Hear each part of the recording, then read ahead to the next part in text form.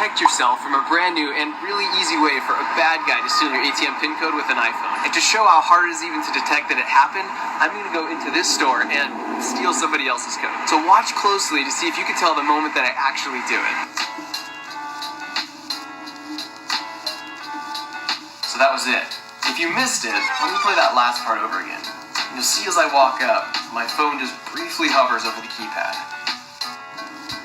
So let me explain what just happened. So what I've got here is a device from a company called FLIR that just came out onto the market, and it clips onto the back of an iPhone and it displays infrared, which basically allows you to see the temperature of things. Here's where it gets interesting. 30 seconds ago, I was sitting on this couch. You probably can't tell where, but how about now? Anytime two objects interact, they will tend toward thermal equilibrium. So they basically try and meet in the middle temperature-wise. And since I'm warmer than the couch, heat flows from my body to the spot on the couch where I'm sitting. So this leaves behind a thermal signature because it'll take a little time for that spot on the couch to cool back down and reach thermal equilibrium once. This is probably why they aim their cameras at us. EIs or TIs, whatever we want to be called. You know, they aim the camera at us and like laugh. This is probably why. This is probably the product that they're using, and we didn't know about it. Well, I just saw this video like a couple weeks ago and I saved it so I can make a video. So we're gonna have to try to catch the name of it, cause yeah. In with the air. Likewise, if I set my warm hand on the cold wall.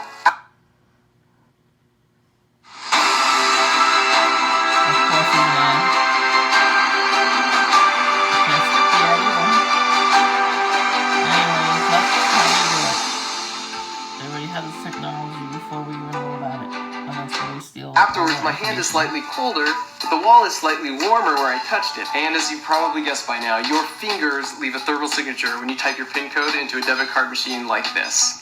And as you can see, in this case, the PIN code was 12345. 12345? Yes, that's amazing. I've got the same combination on my luggage.